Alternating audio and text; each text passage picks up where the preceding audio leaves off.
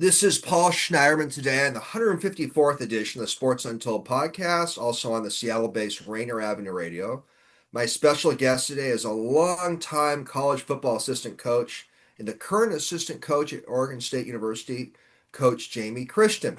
Coach, we'll get back to you in a minute. My podcast is now on Spotify, YouTube, Amazon, Google, iTunes, Podbean. You go to sportsuntoldpodcast.net. I encourage my listeners to click the like button regarding my show, not the hate button, but the like button. And you can listen to my interviews. I'm also on my law office website, plslawoffices.com. And just click Sports Untold YouTube, and you can see a lot of my interviews. PLS Law Offices underscore is my current Twitter or X username for a couple of reasons. I used to be PLS Law Offices. My producer is Olivia Coyne. Olivia is doing an excellent job. And Olivia is a recent University of Washington graduate, and she will be starting Seattle University School of Law this fall. My alma mater. I went to UW as well. Olivia may have some questions for the coach today. Well, Coach Christian, let me get back to you. Jamie has an extensive football career in the college ranks, coaching career. He also worked for the NFL for a couple of years, the San Francisco 49ers. I believe Jamie has 24 years as assistant or graduate assistant coach, the collegiate level. Pretty impressive, getting close to a quarter century coach. Man, Um, Jamie played college football at Fresno State and Central Washington University. And Jamie is the nephew of Coach Dennis Erickson, the grandson of the famous coach Pink Erickson. So Jamie comes from football royalty. I just had the pleasure of having Coach Erickson on my show a couple weeks ago. Had a lot of fun. Well, Coach Christian, thank you so much for coming on the Sports Untold podcast, also on Rainier Avenue Radio. I appreciate it. Thanks for having me. Glad to be Absolutely. here. JD also comes from a good family. His mother, Julie, is a wonderful woman who I've known for years as well. So you got good genes. Got you good genes. Yeah, man. Yeah, she's my biggest fan for sure. Absolutely. Absolutely. Well, Jamie, I mentioned a minute ago that you grew up being the nephew of Coach Dennis Erickson, a prominent college NFL coach. You're the grandson of Pink Erickson, who was a Washington State high school football coach and also coached in college. Kind of tell us how you were influenced by your grandfather and your uncle. And that's my first question here. My second question is, was it a foregone conclusion early age you would follow their footsteps and have a career in football?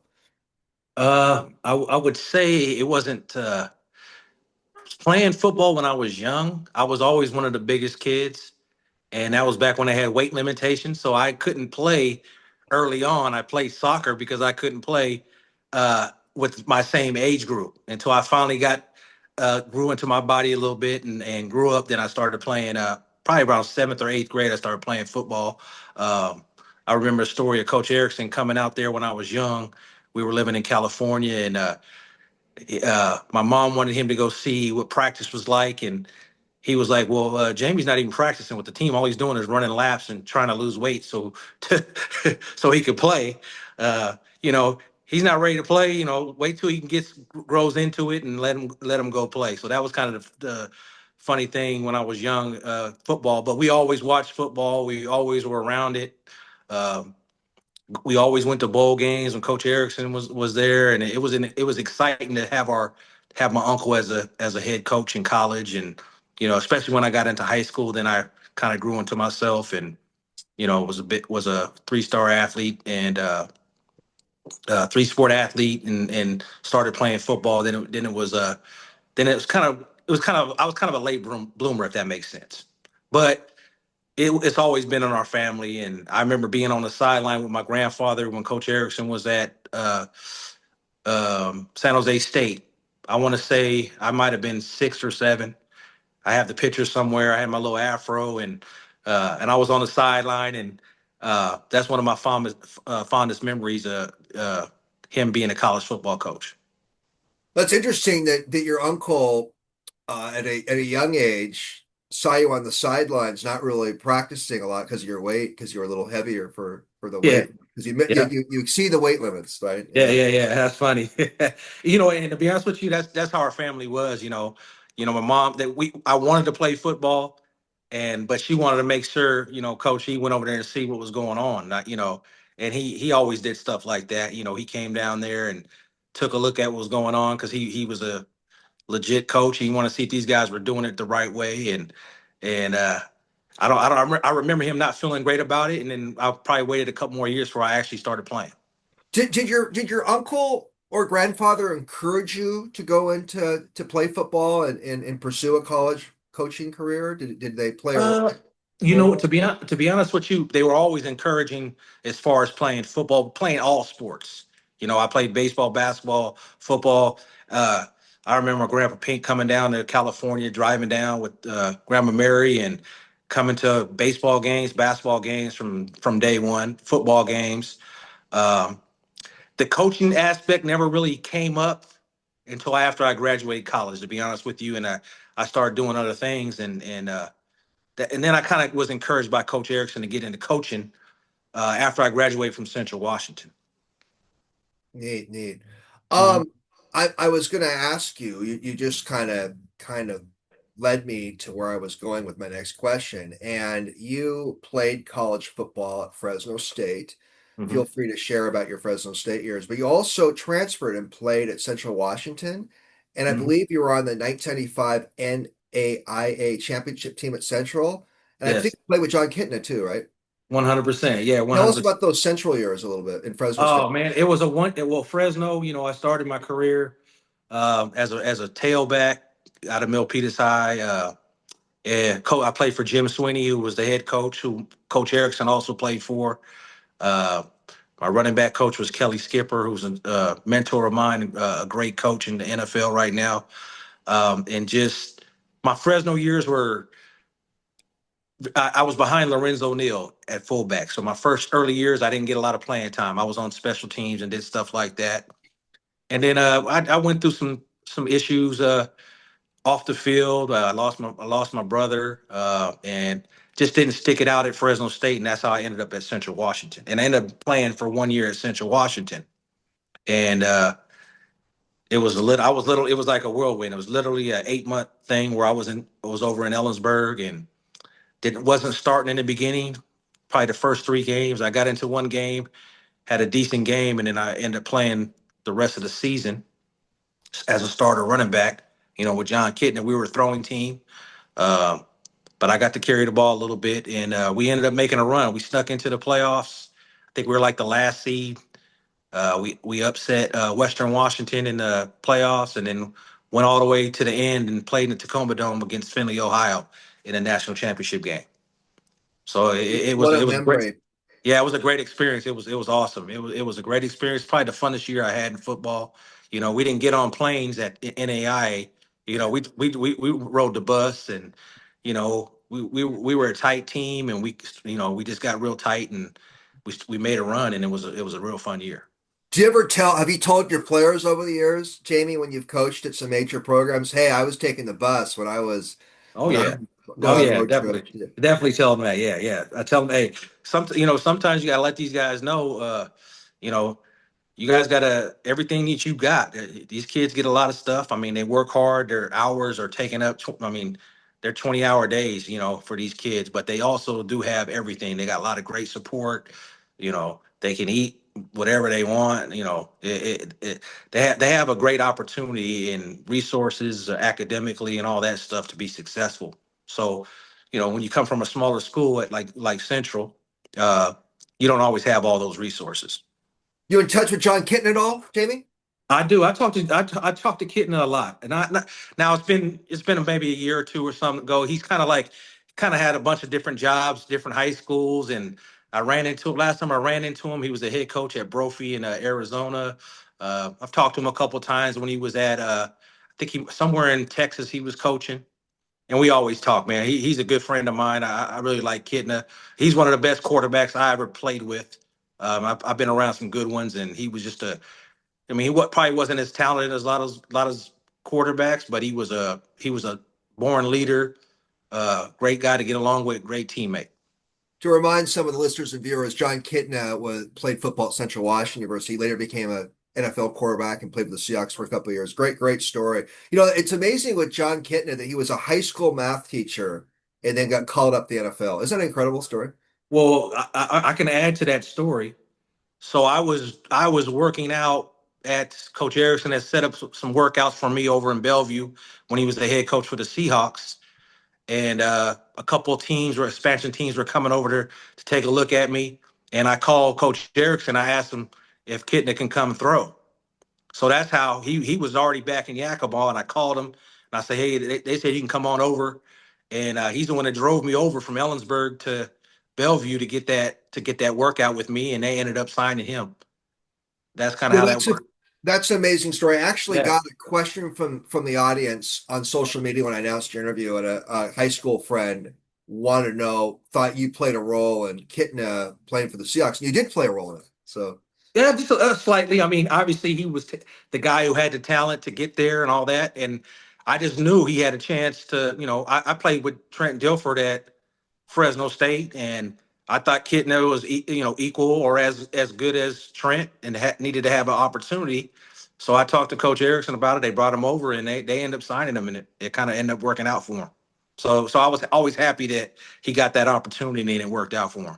love the behind the scenes insights on the Kitna story come NFL. There's a Jamie Christian tie to it, so Yeah, yeah, exactly. it's Told him he probably a owes me a little. He might owe me a couple dollars, man. One of these days, he might have to exactly, take me out to dinner or exactly. something. Yeah, there you go. There you go. There you go. We'll have to think of a legal claim for that, right? No, I'm joking. Yeah, yeah. Okay, so I want to ask you about, you played at Fresno State, and you mentioned you lost a sibling, so you had some reasons why you transferred from Fresno State to Central Washington. I want to just ask you a general question. Has that shaped your perspective at all on the transfer portal that you were a transfer yourself?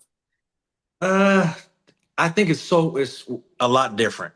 I think it's a lot different now as far as transferring. A lot of people. I mean, there are still people that are transferring for a reason, but like it's kind of getting out of control. I mean, everybody just transfers and going whatever they want, and it's totally different. I think. Now, I do think that everyone has the opportunity. Everyone should have an opportunity if they're not at the right place to go somewhere where they can be successful and go.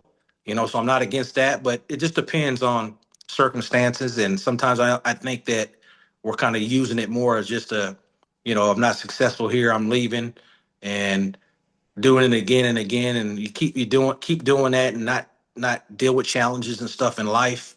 I mean, I think that's become an issue. But I never fault a kid for wanting to transfer and go somewhere and try to be good where he's going. You're not against it, coach, but you support some restrictions on transferring. Is that kind of where you're at on it? Yeah, you said I'm not against it. Yeah, you can understand why a kid may want to transfer, but you don't think it should be as constant as it is now. Is that kind of where you're at? Yeah, yeah, I would agree with that. Okay, Yes. okay. So I want you to tell us a little about your coaching duties at Oregon State University. And I'm in my show is not. I occasionally give my opinions on things. It's more I want to learn more about the interviewee, but I'm gonna violate my general rule here for a minute. And I think it's a shame that Oregon State is no longer in the same conference with Washington State and my alma mater, University of Washington and University of Oregon. I just think it's a shame that the four schools are not together in the same conference. So I want to get my bias out there. But anyhow, tell us about what's going on at Oregon State these days and your duties as a coach. Right now, my title is special teams coordinator, so I basically deal with all the special teams, uh, which I really like doing. I started doing that at Arizona State when I was coaching for Coach E, and I'm kind of stuck with special teams. I've coached many positions. Running backs was my first deal because that's what I played. I started on the defensive side of the ball when I was here 24 years ago. Tight ends, receivers, and then I just kind of right now they have extra coaches than they used to have. Used to only have 9 full-time coaches. Now you have 10. So a lot of teams are going to the deal where you just coach special teams only, and that's kind of what my role is here at Oregon State. Probably the first time that I've really done just special teams. I've always had special teams, tight ends or wide receivers or running backs. Uh, but it's a little bit different, but I enjoy doing it. I get to have my hands and touch every kid on this in this program because they all do special teams, and I think that's something that I enjoy, and it's a big part of the game. The third phase of the game, and I'm enjoying what I'm doing. Well, I personally, as a UW-Seattle guy, have viewed Oregon State as like a cousin university in a lot of ways. Why don't you tell us about the program right now? Maybe a few players, the for us to watch the 2025 season? Just give us a little overview of how the team looks right now. I think it's we had a real good spring. I really like what we got going right now with the transfer portal and everything that's going on. There's a lot of moving parts. People are in and out, so that's always different. So it's not as, but I think that Coach Bray, when we're doing a good job of really trying to keep that family atmosphere within that type of deal. And it's been good. I like where we're at. I like the talent we have on the field right now. We got a new young quarterback that's coming in, uh, Malik, uh, uh, from a transfer from Duke. He has a lot of talent down from Southern California, and a lot of good receivers. We got a good front, some great coaches, and look forward to really competing this year. Corvallis is a nice college town, isn't it? Oh yeah, I really like Corvallis. I love the weather, nice cool weather, real quiet, which I love. I'm at that age now where I just want to hang out, go home, and go to work and enjoy life. But it's a great place for a young man to come and do what he has to do and get his degree and play football. It's a great uh, sports town, to be honest with you. Baseball, uh, everything, basketball. We got great fans, so it's great facilities. I mean, Oregon State is a great place if someone wanted to come and play here. And I can't get over how good the Oregon State University baseball program has been in recent years. Yeah, it was awesome. Man. We got to see them play last night. They almost snuck it out. It was a tough loss, but they've been battling all year. They've done a lot of great things there, and everything. We all support each other and all sports and what we're doing, and that's a part of it. I mean, great. You see that. You see the baseball players, and you see the softball players, basketball players. We always see each other. You know, and it's kind of a family deal here in Corvallis. It's good. So the Pac-12 conference has obviously changed, and it's just been such a cloak and dagger world of conference realignments and all that. I can't even keep track. But anyhow, so right now in the Pac-12, there's for 2026. I think right now I believe it's kind of like the Pac-2 right now. But anyhow, for the Pac-12 next year is going to be Washington State, Oregon State, Fresno State, San Diego State, Boise State, Colorado State, Utah State, and Gonzaga is going to be a non-football program. But here's my question.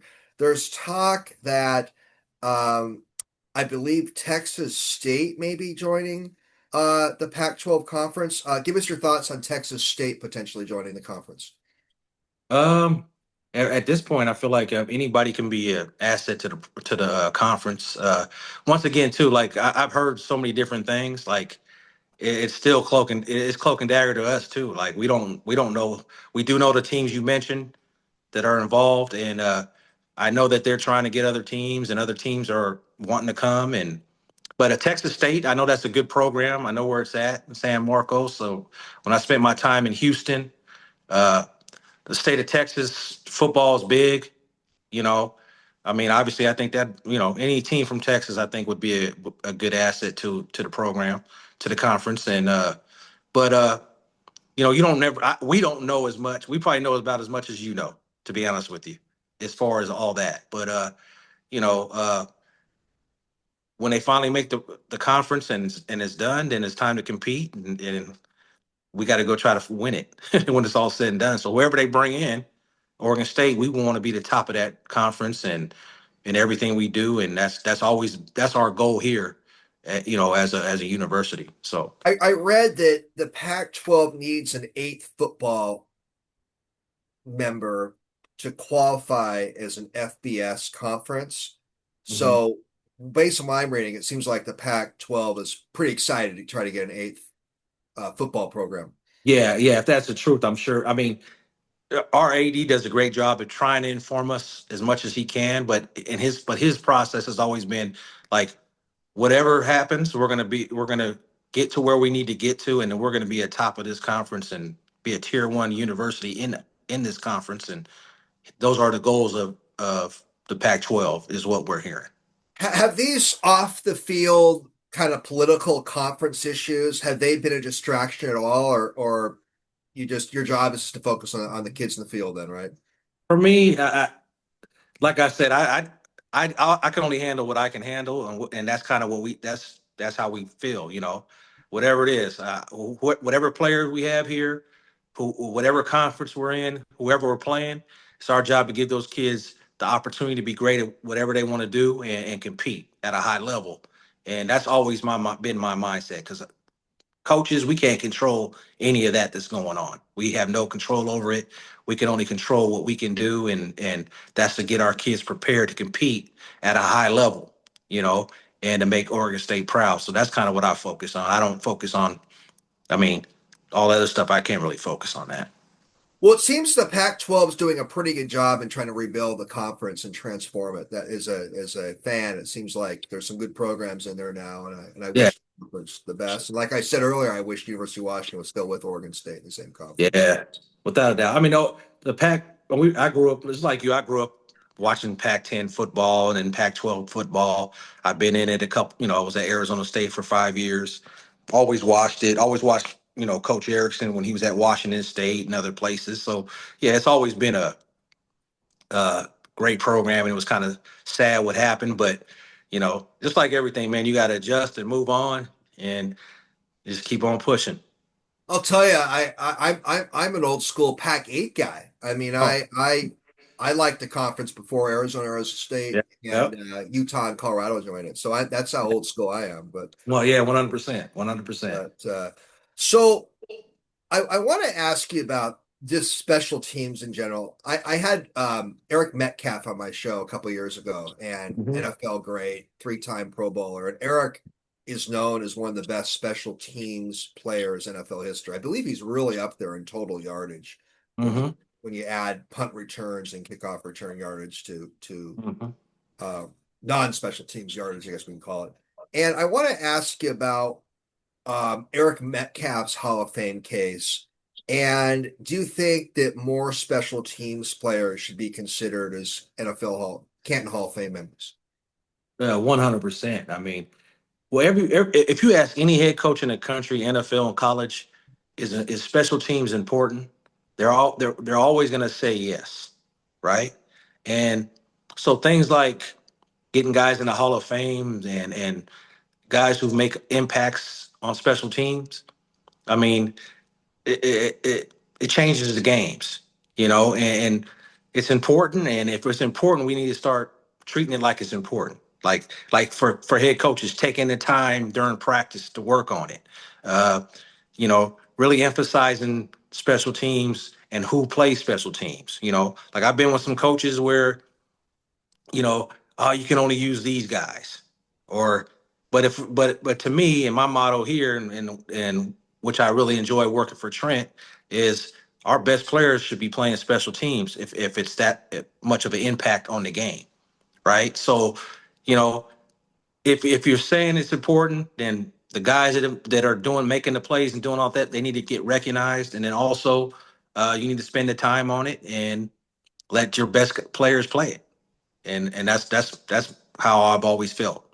It's funny you'll be in a meeting and one of the coaches like, he might be a third or fourth string DB. He can't really play that position, but he can play special teams.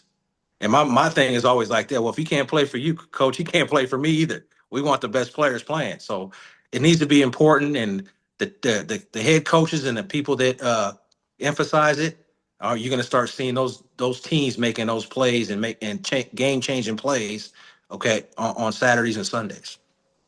This may be a little out there, Jamie, but I guess special teams, it's almost like a relief pitcher in baseball. It's a very important, you got to step it up when you got the role. It's a Right. very, there's not really a big margin of error there, is there? No, just like we talk about kickers and long snappers and stuff, and I tell them just like I tell them, I tell my guys, I'm like, no one knows who you are until something bad happens, right? No one knows who the special teams coordinator is until something happens bad on special teams. So there's a small margin of error where you have to be on point. You got to master your craft and what you're doing, right? And you got to execute, right? That's all there is to it. Like when it's your time, there's probably anywhere from 25 to 30 special teams plays within a game, and those plays can change the game. So we always have a win every single rep mentality where whatever play, no matter what it is on special teams, we want to win that rep. If it's just protecting a punt and downing the ball inside the five, that's a big deal in a game. Now that team has to go 95 yards to put points on the board. That's that's hard. So everything we do, win every single rep is kind of our mindset, and it's very important. Um, do you work with the kickers and punters a lot on techniques and so forth? Yeah, I do 100%. But a lot of those guys kind of like I'm not a kicker. Okay, I can sit here and I'm more of a scheme guy, but I do talk to them. A lot of the times it's just letting them do their thing. Like it's real mental. A lot of the specialists in college, they have their specific kicking coaches that they go to, and I try not to mess them up. The thing we have Alexa Cerna here, who was a great kicker here. He's in the building, and he does a lot of he helps our kickers and specialists out a lot, and it's a blessing having him here because he's done it. They're gonna want to listen to a guy who's actually done it in college, and he does a great job with our specialists. Speaking of punters, I believe there's only one punter in the Canton Football Hall of Fame, Ray Guy. Mhm. Should there be more punters in the Canton Football Hall of Fame? Yeah, you would think. Yeah, I mean, they change field position. Punters change field position, and also when changing field position directly affects defenses. It's a lot easier, right? You get the ball in a certain part of the field, right? There's percentages of when an offense can put points on the board or score touchdowns, and there's for every part in the field. So if a guy can get it down inside the 15 or inside the 20, okay, that offense has a tough time putting points on the board and also uh, getting a touchdown. So that's the punter that does that, right? So yeah, definitely he's a big part of the game, changing field position, and that's what special teams is all about, field position. And as for kickers, I believe most of the point leaders in NFL history, probably college football history too, are kickers. And Mhm. kickers get a little disregarded sometimes too, don't they? Right. And it kind of goes back to what I'm saying. We're all saying special teams is important, but so how come there's not more guys in the Hall of Fame, punters and kickers and also in college football? I mean, it's the same deal, right? So I definitely feel like they should be noticed a little bit more for sure. Well, that's a perspective of special teams coach. Yeah, of course. Of course I'm going to say that. Yeah. Um, you coached NFL for a couple of years. Tell us about your years with the 49ers, and did you like coaching in the National Football League? Yeah, so yeah, I was there for 2 years with Coach Erickson was the head coach at the 49ers. I was a quality defensive quality control coach. So what I was basically was almost like a GA. It might be a little different now how they do it, but I was basically a GA. So I broke down all the film. I made all the playbooks. I was fortunate enough to work with the defensive line, work with some good players. Um, uh, the first year I was there, Dan Quinn was the D line coach. I worked real closely with him. He kind of helped me through learning how to do stuff with the D line, and he was a great coach. And I took his place, and coach promoted him to defensive line coach, and then I was his assistant. So he was the one that kind of helped me, showed me the ropes in the NFL. And Dan Quinn later became NFL coach and was a Seahawks coordinator. He's had a good career. Yeah, yeah, yeah. Great coach, great guy. I learned a lot from him.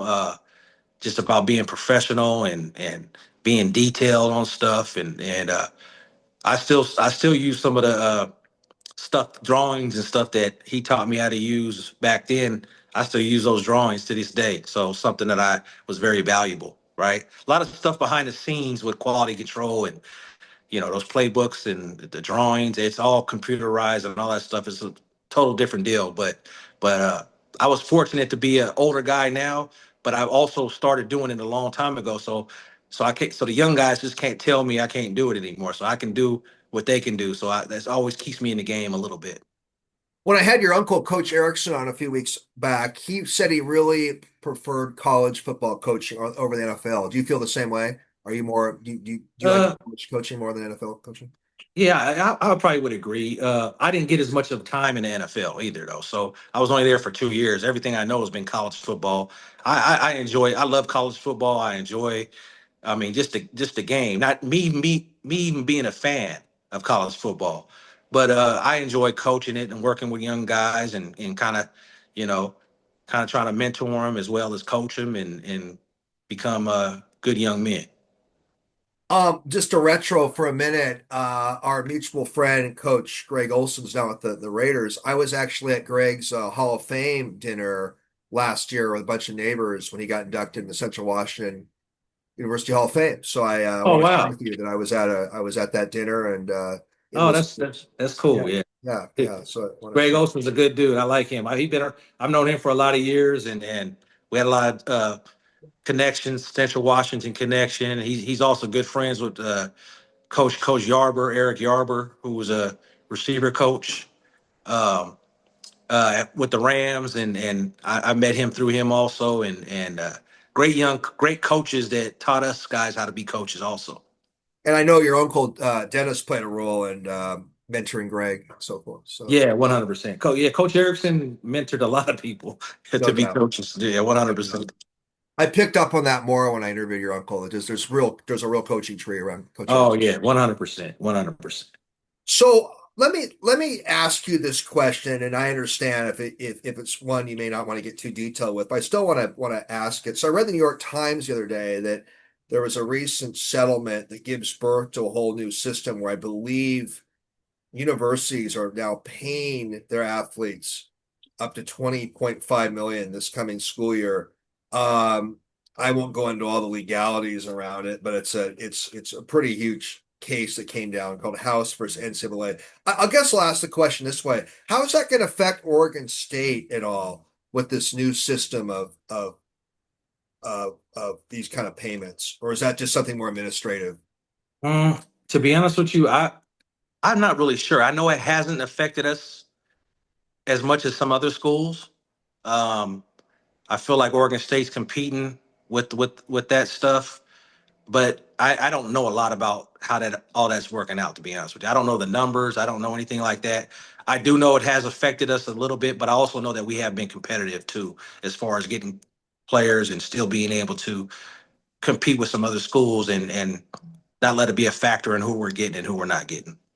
Well, I mean, I'm really not joking here. I guess I'm joking a little bit, but it's true. It seems like with so many college football programs, you need a lot of lawyers running around the locker room these days. I mean, Yeah, it I just mean, seems like it's getting so complicated in some ways. well, So I know we still have the rules where we can't have lawyers and agents over here, so I don't. It hasn't affected the locker room yet.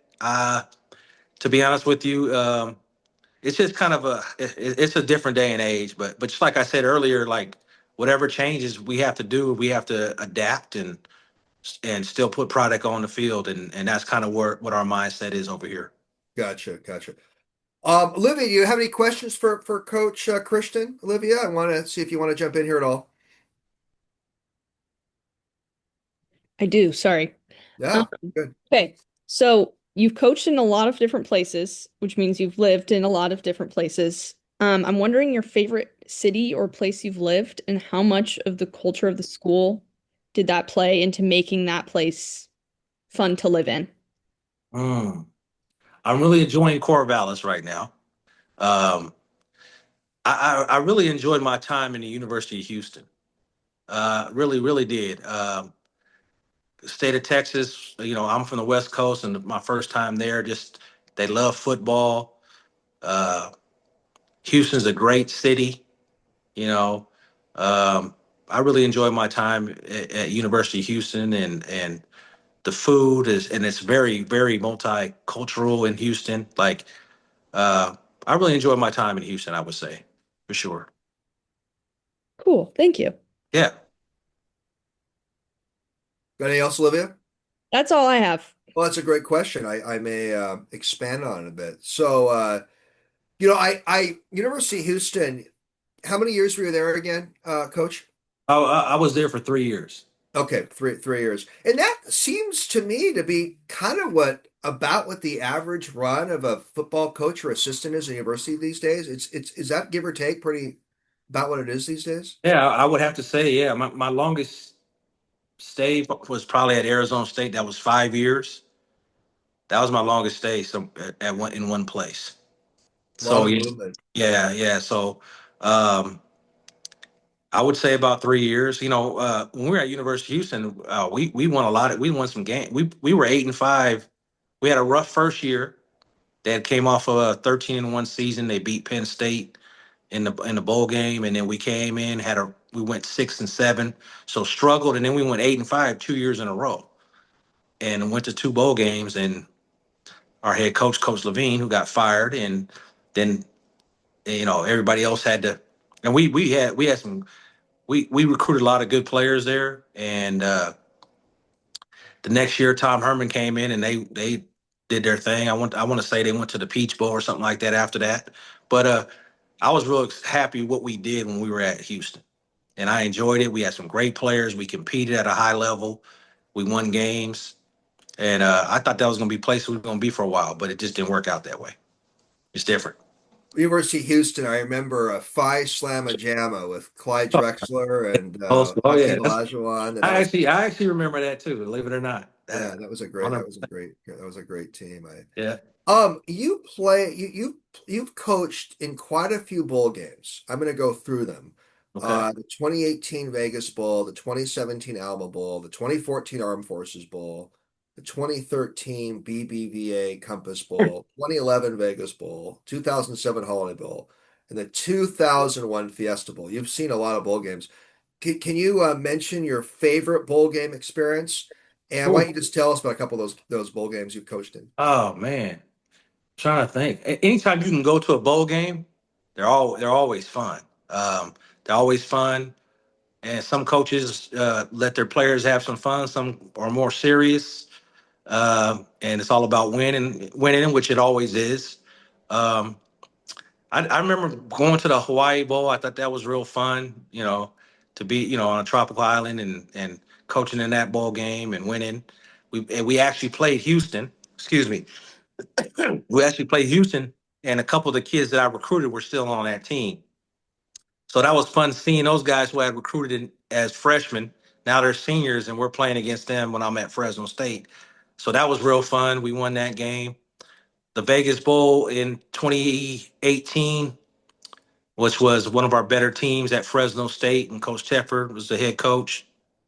Uh, Winning that game, and one of my running backs was the MVP. That was a special game for me. He ran the ball. Ronnie Rivers, he's also playing with the Rams, and I actually played with his dad, Ron Rivers, at Fresno State. So that connection was good, and got him to Fresno State, and seeing him be successful and get the opportunity to play in the NFL. That was big. That was one of my favorite games. 2018. I mean, it's quite a resume of bowl games you've coached in. Yeah, That's yeah. hey, You know what?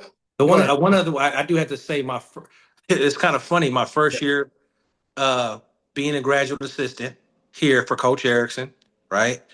My first year was the Fiesta Bowl year, where they went 13-1, and we beat Notre Dame in the Fiesta Bowl.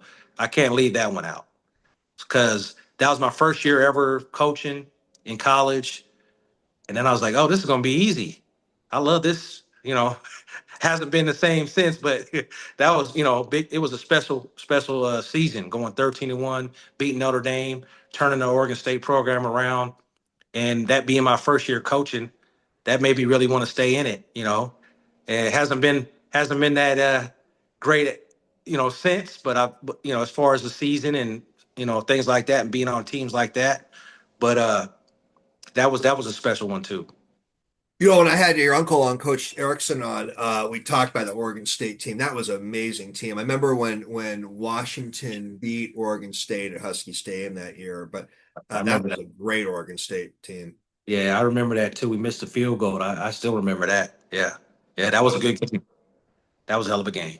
Great. That was a great team. You all Dennis and all the coaching staff did a great job of that team. So speaking of bowl games, I had on the podcast a couple months ago the former NBC Meet the Press host Chuck Todd. And Chuck's a sports fan and a sports pundit too. He's known as a political guy, but he's also a sports guy. And he brought up an idea, not on my show. I didn't ask him about this, but he brought up an idea on his podcast that he thinks the bowl game should be changed, where you would move them to late summer, early fall, where you would have like as inaugural season games, you could use bowl game sites and you can have special matchup set up. Do you like that idea of transforming the bowl games so they could still exist but be earlier in the season? I don't know. Well, I think that'd be kind of hard as far as like you'll have a bowl game before the season, but you really don't have the same team who earned the right to be in that bowl game. So I don't know if the timeline fits. I'm also a traditional guy. I like the old school, bowl stuff, and I think I think that would be hard. I mean, there's a bunch of ideas out there, and like people are trying to figure it out. I'm more of a traditional guy. I like the way things have been done in the past, but I mean, you never know. Could work. I just don't know, like with the transfer portal, like we're seeing it right now, and getting to the bowl games, and a lot of these guys aren't playing in the bowl games because of timeline and stuff like Right. that. I just think it would be real hard to do. That was part of Todd's thinking on this. And again, that's one sports pundit's viewpoint. He thinks that nowadays you have a lot of players aren't even playing in like December, January bowl games anymore, and Right. maybe you could transform it in that way. I don't. I just wanted to probe your brain on that. The other Yeah. thing is maybe bowl games have been a little more watered down with the college playoff system, and Hmm. maybe moving them beginning of the season could, with better weather too, could maybe transform it a bit. I don't know. I'm just brainstorming myself, but Yeah. Possibly. Only question I would have about that is if you have a early like, say you go through a whole season and now you got seniors that are gone, you're going to lose out on all those guys playing in that game too, right? Just like you would now. So I don't know. It possibly could work. I don't. Once again, I'm just I'm more of a traditional type of guy. I like the old do school. you like the current major college football playoff format? I actually do. I think it's exciting in the way it's going on now. I think it is getting long, and we're having issues with the portal and all that stuff. That's definitely an issue as far as like who's playing and that stuff. But I mean, I do like the format is giving more teams opportunity to play for being a national champion. So let me ask you a question. So right now, with the Oregon State, Washington State situation, the Pac-12, it's kind of like they call it the Pac-2 right now. If Oregon State wins the conference, does Oregon State become eligible to play in the national championship? Tell me how that works for this coming season. To be honest, you know what? I'm not real sure about that. To be honest Okay. with Okay. you. If you are bowl eligible, you have an opportunity to be one of those guys, but I think you have to win a certain amount of games. Okay. I Okay. don't think I don't know if we get an automatic, you know, I don't think we're really saying if we beat Washington State and it's only us two, whoever gets the automatic bid. Okay. I don't think Okay. that's correct. But I believe for the 2026 season next year, if the Pac-12 gets an eighth football program, it would change. It could make the winner of the conference more to have better access to play in the major college football playoffs, right? Do I have that down? Or Yeah, you probably could be correct. okay, But I don't even know if we're playing that schedule next year yet. I don't know if that's set in like I think that's still up in the air too, to up be in the honest. air. A lot of Yeah. stuff's up in the air. Yeah, yeah. Well, I got a few more questions for you, Coach Christian. These are two questions I've asked every guest now for quite a few years. It could be a manager, owner, player, executive agent. Who's a living sports figure you would enjoy spending time with and interviewing, and who's a deceased sports figure in history you would have enjoyed spending time with? You said a living one and Let's a start with a living one. Start with someone who's still with us. Who's someone you'd love in any sport? It could be, like I said, a manager, owner, player, just someone in the sports world who's still with us you would enjoy spending time with and interviewing, and who's a deceased sports figure in history you'd love to spend some time with. I would say Tiger Woods would be one. Would be the one, and then also Walter Payton. That was my favorite player growing up. 85 Bears. Those would be the two I would want to sit down and talk and pick their brain for sure. And I bet as a running back, you meeting and spending time with Walter Payton would have been very impactful. 100%. And then just I really first start playing golf when I was a GA, and that's when Tiger Woods was coming up. And I still to this day remember watching the first Masters in Coach Pink's Grandpa Pink's little den, and watching him win the Masters the first time, just me and him. So that's always been a special thing, and then just watching him ever since then. Well, my golf IQ is not good at all. I don't claim to be very knowledgeable about golf, but I will comment. Tiger Woods has really transformed that sport. It seems like there's a lot more people of color that he can be a role model for. With I mean, it Mhm. just seems his impact's pretty deep with Yeah, golf. that was the first time I ever really watched golf. It was the only reason I would have just watched because he was playing, and then I got into playing a lot, and now it's something I watch a lot. Two big names, Yeah. Tiger Woods and Walter Payton. I always get great answers to that question. Okay, let's narrow it to football. Who's a living coach in football? I know you know a lot of them, but who's a living coach in football, assistant, head coach, whatever you'd love to sit down and spend some time with, and who's a deceased football coach in history you would have loved to have spent some time with? Ooh. I would love to say Coach Erickson, but I did get a lot of time to spend with him, so um, that's a good question. I'm gonna have to think about that. All A right, well, coach I'll throw in out there. some names. You can come back to it. I don't know. There's Nick Yeah. Saban. There's Pete Carroll. There's just so many, great living coaches. And who's a deceased football coach in history you'd like to have spent some time with? You know what? I would have to say Coach Sweeney because I I would like to be around him as a coach instead of a player to see because he has an extensive tree of coaches, and the way he did things, he was a serious coach. He got a lot of kids to the NFL. He people don't realize this. He was a tough coach, but he was also a player coach in his own way. And I learned a lot from him playing for him. And he'd definitely be someone I would like to just sit and talk about coaching football as opposed to being on the other side of being a player for him. And that's for the listeners. That's Coach Jim Sweeney, who was a Washington State football coach one time.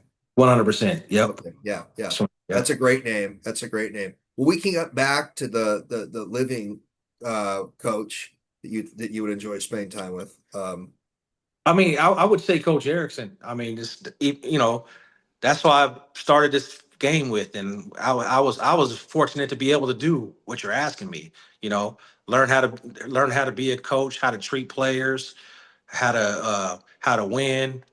I was fortunate enough to learn all that from Coach Erickson. Being around him my whole life and having my career around him. To this day, a lot of the coaches that coach for him are guys that were my mentors and taught me different things. And I can name a bunch of coaches that coached for Coach Erickson: Greg Smith, Dan Cazzetto, Tim Lopano, Eric Yarber, Craig Bray. Those are all guys that I learned a lot from that were under Coach Erickson's tree that I started coaching with, and that's the base of who I am with stuff that I learned from all those guys. So I was fortunate enough to be around old school coaches that know how to coach. They cared about their players. They were great teachers, you know, and I've been able to have a 24-year career because I got the base from them. So those are the guys I would like to love to be around. And it's changed. There's a lot of young coaches on coaching now. I'm one of the oldest coaches on this staff. I used to always be the youngest one. Now I'm the oldest guy, right? So I got to, now I'm the guy trying to teach these guys. So uh, I've been fortunate in this in the coaching my coaching career, and uh, Coach Erickson was a big part of me being able to do this for so long and getting me started. Jamie, So we're similar ages. I think I'm about 2 years older than you. I see that in the legal field right now. Man, I'm one of the oldest lawyers in the room now. yeah, It's starting to feel it. I'm not a young pup anymore. it's a young man's game for sure. Yeah, yeah. But You, I'm gonna, I'm gonna do it as what long. a, I'm gonna do it as long as I can, though. it's just so neat that you have Coach Dennis Erickson as your uncle, that you could just pick up the phone and pick his brain about maybe a personal coaching situation, whatever. I mean, Yeah. that's pretty neat. That's pretty neat. So No, definitely. Like I said, I'm very fortunate to have him in my life, and especially in what I do. And because when I left Central Washington, I was still trying to play, and that didn't work out. I was a correction officer up in Everett, Washington, up in Snohomish County. well, I didn't know that. I didn't know Yeah, that. and I actually did that for like three to 4 years, and I used to bring some of the kids down from up in that area down to camp, and then that's when Coach Erickson was like, "You should be a coach," and that's why I left that job and came down to be a graduate assistant. So I was a little bit older getting started. I was like 27, 28 when I first started coaching. I didn't know you worked as a corrections officer. Good for you. Yeah, yeah, yeah, I did. Yeah. All right, a few more questions. Favorite sports movie? Trying to think here. Legend of Bagger. What's the one with Will Smith? Bagger Bagger Vance. Trying Legend to. of the Legend of Bagger Vance or something like that. Okay, It's okay. a golf movie. See, A you don't golf know movie. that, Okay, you don't okay. know anything about golf. I know. No, I like Caddyshack. That was a good golf Oh movie. yeah, yeah. Hey, yeah, Caddyshack was a good one too, for Yeah. sure. I thought you were about to mention Remember the Titans for a second. I thought you were headed in that direction, but Oh no, I think that's a good movie too. that's I, a I good movie. love I love movies in general, so I mean Yeah, this was kind yeah. of hard for me to say. So Okay. it's that Will Smith golf movie, maybe your favorite sports movie. Yeah, I really like that one. That was good. Okay, okay. Of course, there's Raging Bull and Rocky, and there's a Oh lot yeah, for sure. Yeah. of good ones. Okay, okay. But you mentioned that Will Smith one. Almost done. Really appreciate all your time. Having a good time chatting with you, Jamie. Can you just mention some of the very top players you've coached? Man, there's a lot Like big name kind of players, I guess. Some of the that, ones that. that I've been on the staff when you talking about when I was on the coaching staff and they were Yeah, playing. just in general. I mean, I Yeah. mean, the years here with the Fiesta Bowl team, Chad Johnson was here, Steven Jackson was here. Uh, Man, a lot of great players here at Oregon State. Ronnie Rivers is a good player. I coached Deontay Greenberry at Houston. Jordan Mims at Fresno State. Uh, I know I'm forgetting guys, but Jarrell Robinson at Arizona State. Brock Osweiler was on that team. Uh, there's a bunch of them. Lots, There's a lots. lot of kids. Chad Johnson's a big name. Yeah, That's a big name. Lawrence Guy. I know I'm forgetting a bunch of Yeah, guys, but they're not kids; they're grown men. But right. I was around those guys. Now I might not have been their position coach, but I was around and watched them grow and watched them as players. But a bunch of Jamal Miles is a guy. Some of these guys you probably don't, might not know, but I'm just thinking of guys that were great players that I was around. So yeah. You ever coach Hashmanzada? Yep. Yeah, Hushmanzada was here too. yeah, Yep, for yeah. sure. But Coach Yars was the receiver coach, but I was around when he was around for sure. PJ Yep. Hashmanzada, he was a Seahawks wide receiver, I think. Yeah, he was all. Yeah, Hushmanzada was awesome. Awesome Yeah, dude. yeah. Great. Those are fun. Those are fun names. Well, this has just been great. And what's the in the future for Coach Jamie Christian? And feel free to add anything we haven't gone over today. Anything else you want to mention, but tell us what's in your future. Man, I'm just gonna try to coach as long as I can, and as long as I'm, someone that can help these kids, and I enjoy doing it, and look forward to next season here at Oregon State and getting us going here. Could you see yourself being like Pete Carroll at 74, 75 years old, still coaching? Could you see yourself pushing it out I that don't know much? how they do that. I don't know. You never know. We'll Never see know. how it goes. I take it year to year. I don't know why, but for some reason, I I, I just every year I just get one more year in and keep going until I can't do it anymore. It's kind of always been my process, and maybe I can be lucky enough to be there as long as him for sure. Pete Carroll's energy is pretty amazing, isn't it? Yeah, So 100%. I yeah. was I was I was fortunate to be with Rocky Long at New Mexico too, and he's he was 70 something. And he had energy like he was still, I mean, like he was still 30. That was Did that was, Eddie did Eddie Robinson at Grambling coach into his 80s, I think? I want to say he did. Yeah. I'm gonna try to go as long as I can, as long as I can keep on doing it and having fun and still can help out. I'm gonna keep on going. Well, it seems like you're great with the kids and everyone. Well, Jamie, what a treat to have you on. And I'll have you say goodbye to Olivia. Thanks for doing this. Okay, thanks, Olivia. I appreciate it.